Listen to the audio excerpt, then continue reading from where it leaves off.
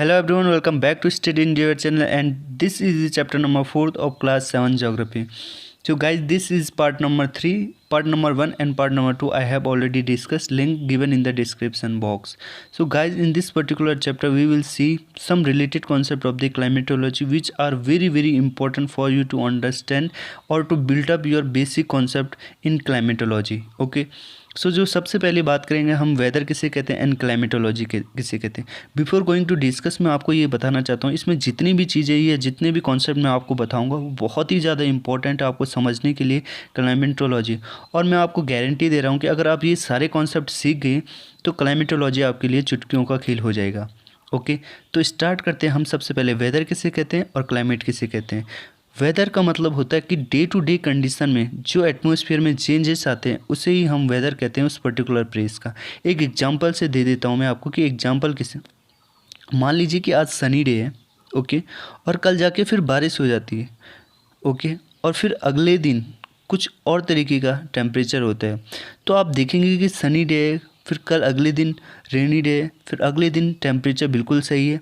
तो इस तरीके के जो चेंजेस हो रहे हैं हमारे डे टू डे में उसको ही हम क्या कहेंगे, वेदर कहेंगे। नाउ क्लाइमेट किसे कहेंगे हम। देखिए, क्लाइमेट जो किसी भी प्लेस का होता है वो एवरेज वेदर कंडीशन होती है किसी भी प्लेस की for a long period of time, उसको ही हम क्लाइमेट कहते हैं। ओके, अब किस तरीके से आप समझिए। ओके, आज मान लीजिए कि सनी डे है, ओके, कल रेनी डे हो जाता है, ओके, फिर कल टेम्परेचर सही हो जाता है, फिर अगले दिन टेम्परेचर फिर थोड़ा लो हो जाता है, फिर अगले दिन सनी डे हो जाता है और फिर रेनी डे हो जाता है। अब आप देखेंगे कि जो टेम्परेचर है रेनी डे में वो बिल्कुल 10 डिग्री के आसपास है। अगले दिन सनी डे आ जाता है और वो टेम्परेचर हो जाता है 30 डिग्री के आसपास। फिर अगले दिन टेम्परेचर मॉडरेट रहता है तो हम कहेंगे 25 डिग्री के आसपास।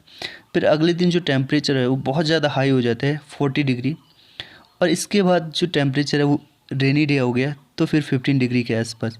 फिर टेम्परेचर सही रहता है तो उसकी 30 फिर से। ओके, अब आप ये देखेंगे कि इस पर्टिकुलर प्लेस में जो वेदर कंडीशन है, weather condition on an average कहेंगे कि ये लगभग इसका जो टेम्परेचर है ये घूम रहा है आपस 25 डिग्री के आसपास। तो हम कह सकते हैं कि जो एवरेज वेदर कंडीशन है इस प्लेस की वो लगभग 25 डिग्री टेम्परेचर के आसपास है, या हम कहेंगे जो मॉडरेट वेदर कंडीशन है इस प्लेस की। तो इस तरीके से इस प्लेस का जो क्लाइमेट, इस प्लेस का जो वेदर कंडीशन है इसको ही हम क्या कहेंगे, क्लाइमेट कहेंगे। ओके, तो आप आसानी से समझ पाए होंगे कि जो क्लाइमेट क्या है और वेदर क्या है। ओके, नाउ डिस्कस करेंगे टेम्परेचर की बात करेंगे।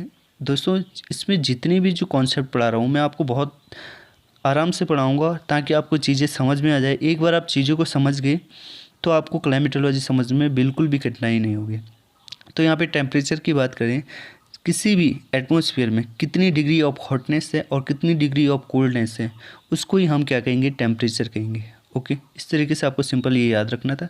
नाउ ये जो टेम्परेचर है हमारे एटमॉस्फेयर में वो डे एंड नाइट में तो चेंज होता रहता है, बल्कि सीज़न टू सीज़न में भी चेंज होता रहता है। जैसे कि आपको पता है समर में जो टेम्परेचर है वो बिल्कुल रेज हो जाता है और विंटर्स में वही टेम्परेचर बिल्कुल लो हो जाता है। नाउ हम ये देखेंगे कि किस तरीके से जो हमारा जो टेम्परेचर है वो डिस्ट्रीब्यूटेड रहता है और किस तरीके से सबसे ज़्यादा हमारा जो टेम्परेचर किस चीज़ पे इन्फ्लुएंस करता है। तो जो सबसे ज़्यादा इन्फ्लुएंस करता है वो इंसोलेशन पे करता है। इंसोलेशन का क्या मतलब होता है, इंसोलेशन का मतलब होता है कि जो आने वाली रेज हैं, सन से जो आने वाली रेज हैं या रेडिएशन है उनको ही हम इंसोलेशन कहते हैं। ओके, सो नाउ ये किस तरीके से डिस्ट्रीब्यूटेड रहते हैं ये बता देता हूँ मैं आपको। मान लीजिए कि ये अर्थ है और ये अर्थ की इक्वेटर है, ओके, और ये हमारा सन है। तो सन की जो रेज है वो इस तरीके से आती है, ओके, और सन की जो रेज है जहाँ पे वर्टिकली पड़ेगी वहाँ पे टेम्परेचर बिल्कुल ज़्यादा होगा, ओके, और सन की जो रेज है वो वर्टिकली पड़ती है हमारी लगभग इक्वेटर के आसपास। ओके, और इस तरीके से जैसे जैसे हम इक्वेटर के पास जाते हैं तो जो सन की रे है वो ऑब्लिकल या कहेंगे सलांटली या हम के इंक्लाइन वे में पड़ती है। ओके, और जिससे कि जो सन की रेज है वो पूरी की पूरी नहीं पहुंच पाती, और सन की रे अगर पूरी नहीं पहुंच पाएगी तो जो टेम्परेचर होगा वो बिल्कुल क्या हो जाएगा, कम हो जाएगा। और धीरे धीरे हम जैसे कि इक्वेटर से दूर जाते रहते हैं उसी तरीके से हमारा टेम्परेचर भी क्या होता है, कम होता रहता है। और पोल्स पे तो जो सन की रेज है वो बिल्कुल बहुत ही स्लाइटली कम, बहुत ही कम पड़ती है, जिससे के कारण जो वहाँ का जो एटमॉस्फेयर है वो फ्रोजन हो जाता है। तो इस तरीके से आपने देखा कि किस तरीके से हमारी जो इंसुलेशन के कारण, ओके, इक्वेटर से लेकर और पोल्स तक जो टेम्परेचर है वो धीरे धीरे क्या होता है, डिक्रीज होता है। आपको ये याद रखना है। ओके, तो इस तरीके से आपने देखा है किस तरीके से टेम्परेचर डिस्ट्रीब्यूट होता है, टेम्परेचर की डेफिनेशन क्या होती है। ओके, सो नाउ डिस्कस करेंगे हम एयर प्रेशर क्या होता है। ओके, जिस जो कॉन्सेप्ट है एयर प्रेशर का वो सबसे ज़्यादा इंपॉर्टेंट है, प्लीज़ इसको आप ध्यान से देखिएगा। ओके, देखिए जो एयर प्रेशर में जो सबसे ज़्यादा बच्चे हम कंफ्यूज रहते हैं, आज मैं आपको यहाँ पे अच्छे से क्लियर करा लूँगा। सबसे पहले डेफिनेशन पढ़ते हैं इसकी, और डेफिनेशन के बाद मैं आपको समझाने की कोशिश करूँगा। ओके, सो एयर प्रेशर क्या होता है। Air pressure is defined as the pressure exerted by the weight of air. Okay, air का weight on earth surface. Okay, earth surface ये है और प्रेशर एक्सर्ट हो रहा है किसके द्वारा, गैस का जो वेट है, इस वेट के कारण जो अर्थ पे प्रेशर लग रहा है उसे हम एयर प्रेशर कहते हैं। ओके, इतनी सी बात आप समझ गए।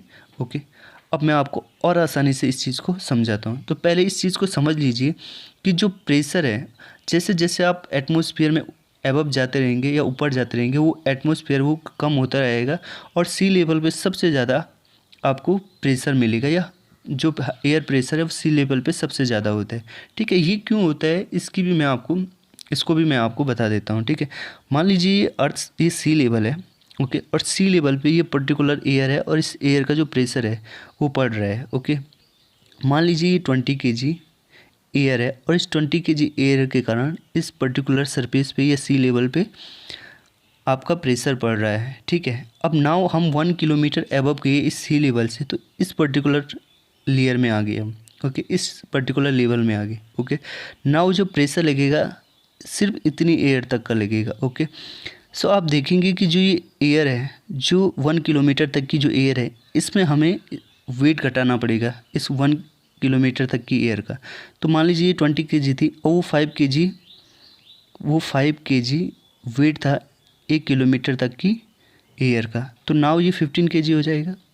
ओके, अब जो प्रेशर लगेगा वो 15 kg एयर के द्वारा लगेगा। ओके, नाउ 1 किलोमीटर हम और ऊपर गए तो सी लेवल से जो टोटल देखेंगे वो 2 किलोमीटर है, और मान लीजिए 5 kg और घट गया है तो ये 10 kg हो जाएगा। ओके, तो इस तरीके से आप देख रहे हैं कि जो सरफेस पे सी लेवल पे जो एयर का वेट है वो 20 kg है, इस लेवल पे 15 kg है और इस लेवल पे 10 kg है। तो ऑब्वियसली ये आप देख सकते हैं कि 20 kg एयर का जो प्रेशर होगा वो ज़्यादा लगेगा एज़ कम्पेयर टू 15 kg का, क्योंकि ऊपर जाते जाते क्या हो रही है, गैसेस कम हो रही है, और गैसेस कम हो रही है तो उनका वेट भी कम लगेगा। इस चीज़ को आप समझ रहे हैं। ओके, अगर आप समझ रहे हैं तो अब आसानी से आप ये समझ जाएंगे कि सी लेवल पे इसलिए सबसे ज़्यादा हाईएस्ट प्रेशर होता है, और उस तरीके से जैसे जैसे हम एटमॉस्फेयर में ऊपर जाते हैं उस तरीके से हमारा जो एयर प्रेशर है वो धीरे धीरे डिक्रीज होता है। इस तरीके से मैंने आपको यहाँ पे बताया कि किस तरीके से सी लेवल पे सबसे ज़्यादा एयर प्रेशर होता है और ऊपर जाते जाते जो ये एयर प्रेशर है वो कम होता जाता है। ओके, सो नाउ हमने ये बात करी कि वर्टिकली ये सारी चीज़ें किस तरीके से होती हैं। अब हम यहाँ पे समझेंगे कि हॉरिजेंटली एयर प्रेशर किस तरीके से डिस्ट्रीब्यूटेड होता है। तो हॉरिजेंटली अगर हम बात करें तो इसमें जो सबसे ज़्यादा रोल होता है वो टेम्परेचर का होता है, और टेम्परेचर का किस तरीके से आइए समझते हैं। यहाँ पे मान लीजिए कि इस पर्टिकुलर जगह में जो टेम्परेचर है वो बहुत ज़्यादा हाई है। ओके, टेम्परेचर हाई है तो टेम्परेचर हाई होने के कारण जो यहाँ पे एयर होगी वो बिल्कुल लिफ्ट हो जाएगी इस तरीके से। ओके, लिफ्ट हो जाएगी और यहाँ पे एयर बिल्कुल कम हो जाएगी, तो जिसके कारण यहाँ पे एयर कम हो गई तो इसका जो एयर का वेट होगा वो कम लगेगा। अगर एयर का वेट कम लगेगा तो यहाँ पे लो प्रेशर हो जाएगा। तो अब आप ये समझ लीजिए कि जहाँ पे हाई टेम्परेचर होगा वहाँ पे लो प्रेशर होगा, और इस तरीके से एयर ऊपर जाएगी और डिस्ट्रीब्यूट हो जाएगी। ओके, अब नाउ देखिए यहाँ पे क्या हो जाएगा, ऊपर जाते समय एयर क्या हो जाएगी, जैसे जैसे हम एटमॉस्फेयर में ऊपर जाते हैं वहाँ टेम्परेचर कम होता जाएगा। ओके, और टेम्परेचर कम होगा तो जो ये एयर होगी वो सिंक हो जाएगी। ओके, और इस तरीके से यहाँ पे इस पर्टिकुलर प्लेस पे बहुत ज़्यादा एयर आएगी। ओके, और बहुत ज़्यादा एयर आएगी, डेंस एयर आएगी, तो इस पर्टिकुलर यहाँ पे हाई प्रेशर हो जाएगा। ओके, तो इस तरीके से आपने देखा कि ये हाई प्रेशर है, ये लो प्रेशर है। ओके, तो अब क्या होगा कि इस हाई प्रेशर जोन से एयर डाइवर्ज होगी, डाइवर्ज मतलब यहाँ से दूर जाएगी। ओके, और फिर इस लो प्रेशर एरिया में जाएगी। ओके, तो आप देख सकते हैं कि जो एयर है वो हाई प्रेशर से लो प्रेशर में जा रही है। ओके, और इस पर्टिकुलर एरिया में लो प्रेशर में आ जाएगी। नाउ यहाँ पे टेम्परेचर ज़्यादा है जैसे कि मैंने आपको पहले ही बताया, तो टेम्परेचर ज़्यादा होने के कारण फिर से जो ये एयर होगी वो अपलिफ्ट करेगी, ओके, और फिर इस तरीके से ये सर्कल चलेगी, जिसे कि हम एटमॉस्फेरिक सर्कल कहते हैं, सर्कुलेशन कहते हैं, ओके। इसको ही हम एटमॉस्फेरिक सर्कुलेशन कहते हैं और चीज़ें इसी तरीके से चलती रहती हैं।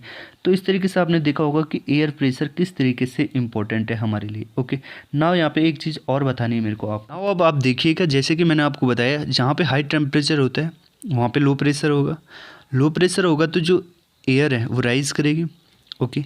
जैसे जैसे ये राइज़ करती जाएगी, ऊपर जाते जाते टेम्परेचर कम होता रहे, इसका भी टेम्परेचर कम होगा और ये क्लाउड फॉर्मेशन यहाँ पे बन जाएगा, ओके। जो कंडेंस हो जाएगी एयर तो क्लाउड फॉर्म बनाएगी, क्लाउड फॉर्मेशन होगा तो इसमें जो क्लाउड में जो वाटर ड्रॉपलेट होंगे, अगर वो इतने ज़्यादा हैवी होते हैं कि एज ए रेनफॉल अगर ये नीचे गिर जाएंगे तो इसे हम रेनफॉल कहेंगे। तो इस तरीके से देख सकते हैं आप कि जहाँ पे लो प्रेशर है, लो प्रेशर के जस्ट अपर सरफेस में, अपर एटमॉस्फेयर में यहाँ पे क्लाउड फॉर्मेशन हो रहा है, ओके, अगर वाटर वेपर यहाँ पे ज़्यादा है, ठीक है। नाउ हम डिस्कस करेंगे कि अगर कोई एयर है, ओके, जो ज़्यादा हैवी हो गई है तो वो क्या हो जाएगी, सिंक हो जाएगी अर्थ सरफेस पे, और इस तरीके से यहाँ पे हाई प्रेशर बनेगा। अब यहाँ पे हाई प्रेशर बनेगा तो यहाँ पे सिंक हो रही है एयर, तो यहाँ पे कोई भी क्लाउड फॉर्मेशन नहीं होगी, और क्लाउड फॉर्मेशन नहीं होगी तो जो हमारा स्काई होगा वो बिल्कुल क्लियर होगा, ओके। क्लियर होगा तो जो सन की रेज हैं वो डायरेक्टली होंगी, डायरेक्टली अर्थ सरफेस पे पड़ेगी, और अर्थ सरफेस पे डायरेक्टली पड़ेगी तो टेम्परेचर इंक्रीज होगा, तो ये पर्टिकुलर जगह पे टेम्परेचर बिल्कुल हॉट हो जाएगा, हॉट एंड ड्राई हो जाएगा। देखिए ड्राई किस क्यों होगा, क्योंकि यहाँ पे क्लाउड फॉर्मेशन नहीं हो रही, क्लाउड फॉर्मेशन नहीं होगी तो रेनफॉल नहीं होगी, तो जो वहाँ की जो एयर होगी वो ड्राई होगी। ऊपर से जो सोलर रेडिएशन है वो डायरेक्टली, जो सोलर रेडिएशन है उसमें कोई भी रुकावट नहीं है। क्लाउड क्या करता है, क्लाउड रिफ्लेक्ट बैक कर देता है कुछ ना कुछ सोलर रेडिएशन को, तो ये सोलर रेडिएट डायरेक्टली हमारे अर्थ सरफेस पे आएगी और जिसके कारण यहाँ पे टेम्परेचर ज़्यादा हो जाएगा, ओके। सो इस तरीके से आपको ये समझनी थी। नाउ हम विंड की बात करते हैं। विंड किसे कहते हैं, ओके। पहले एयर और विंड में क्या डिफरेंस होता है वो मैं आपको बता देता हूँ। देखिए मान लीजिए कोई एयर है यहाँ पे, ओके, और यहाँ पे हाई प्रेशर एरिया है और ये लो प्रेशर एरिया है। जब ये एयर मूव करेगी हाई प्रेशर से लो प्रेशर, तो जो ये मोमेंट ऑफ एयर होता है, जब एयर का मोमेंट होता है उसे हम विंड कहते हैं। ये सिंपल सा डिफरेंस है, ओके। सो नाउ डिस्कस करेंगे कि हमने हमारी विंड है उसे कितने भागों में डिवाइड करें। तो जैसे कि आप देख रहे हैं ये थ्री पार्ट्स में डिवाइडेड है। सबसे पहले परमानेंट विंड, उसके बाद सीजनल विंड और उसके बाद लोकल विंड, ओके। सो परमानेंट विंड की सबसे पहले बात करेंगे हम यहाँ पे। जो परमानेंट विंड होती है जैसे कि trade wind, westerlies and easterlies, ये थ्रू आउट द ईयर होती हैं, ओके, और एक पर्टिकुलर डायरेक्शन में मूव करती हैं, ओके। नाउ मैं आपको यहाँ पे एक डायग्राम से समझा देना चाहता हूँ। यहाँ पे ये देखिएगा, ये ट्रेड विंड है, ये इन्हें ट्रॉपिकल ईस्टर्लीज भी कहते हैं, ये वेस्टर्लीज है, ओके, और ये पोलर ईस्टर्लीज है। तो ये आप देख रहे हैं कि ये पर्टिकुलर डायरेक्शन में चल रही हैं, तो ये कॉन्स्टेंटली ब्लो करती हैं throughout the year. Now हम यहाँ पे डिस्कस करेंगे सीजनल विंड कहते हैं। These wind change their direction in different season, okay. Season to season ये जो पर्टिकुलर विंड होती है ये अपनी डायरेक्शन को क्या करती है, चेंज करती रहती है, ओके। अब ये जैसे कि मानसून विंड की बात करते हैं, ये हमारा इंडिया है और आपको पता है कि समर सीजन में जो विंड की डायरेक्शन है वो इस तरीके से फॉलो होती है, ओके, और विंटर सीजन में इस तरीके से। तो आप देख सकते हैं कि रिवर्सल ऑफ द विंड हो रहा है यहाँ पे सीजन टू सीजन, और इसी को हम क्या कहते हैं, सीजनल विंड कहते हैं। नाउ डिस्कस करेंगे लोकल विंड किसे कहते हैं। These blow only during a particular period of the day or a year in a small area, okay, small area में, okay, और particular day में, ओके, जैसे कि land bridge and sea bridge हो गया। और इसके अलावा आपने लू के बारे में सुना होगा जो कि नॉर्दर्न इंडिया में होती है समर सीजन में, जो कि हॉट एंड ड्राई विंड होती है, ओके। तो इस तरीके से आपने लोकल विंड को समझा। सो नाउ हम मॉइस्चर की बात करते हैं।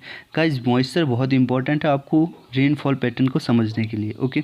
तो सबसे पहले ह्यूमिडिटी किसे कहते हैं ये समझ लेते हैं, ओके।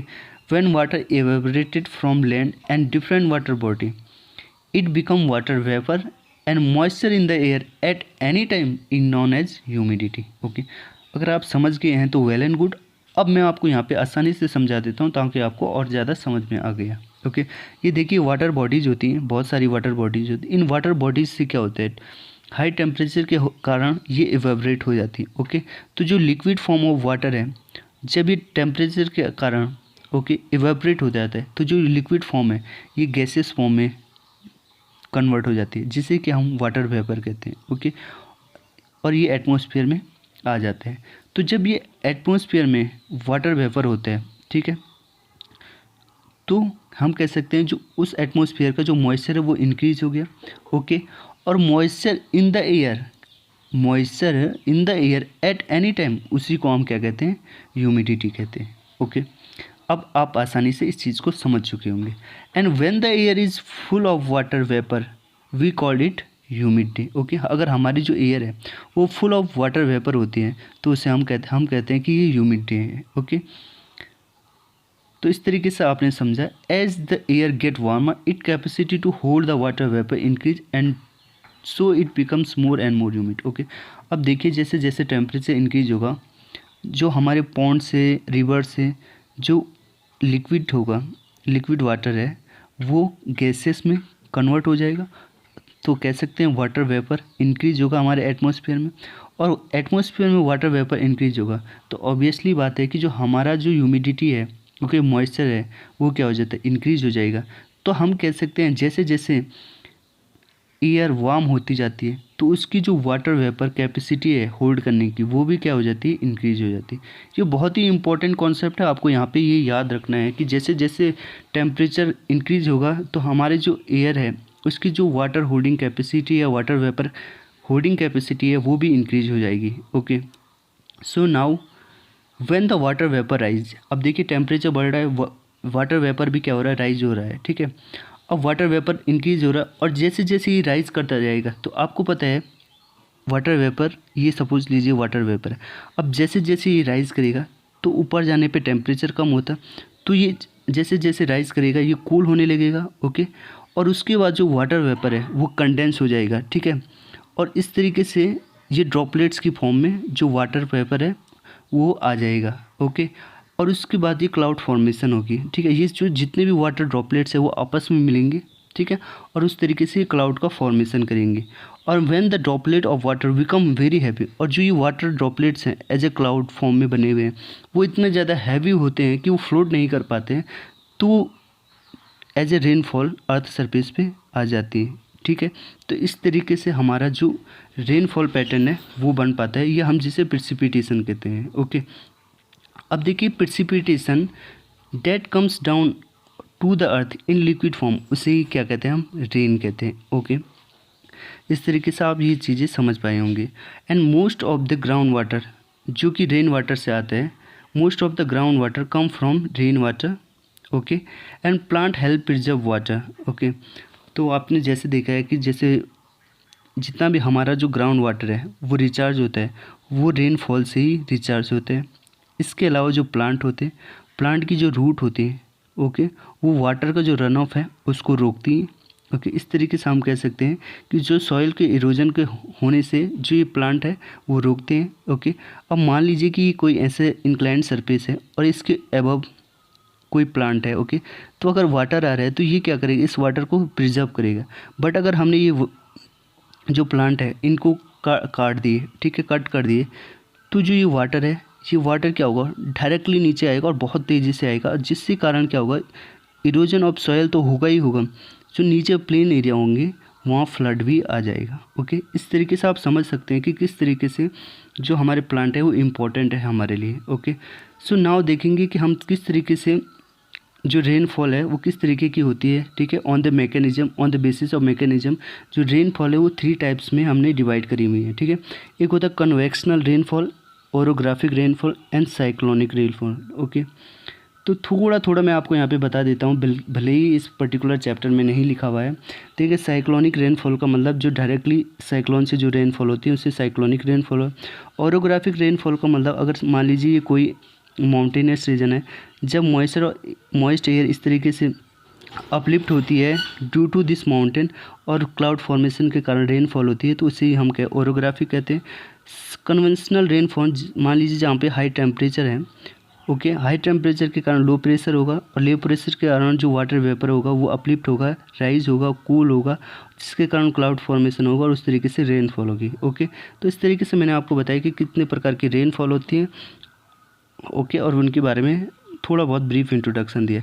इस तरीके से ये पर्टिकुलर लेक्चर कंप्लीट होता है। आई होप आप इस चीज़ को आसानी से समझ पाए होंगे। So thank you for the डिटे। अगर आप इन्जॉय कर पाए तो प्लीज़ लाइक एंड सब्सक्राइब।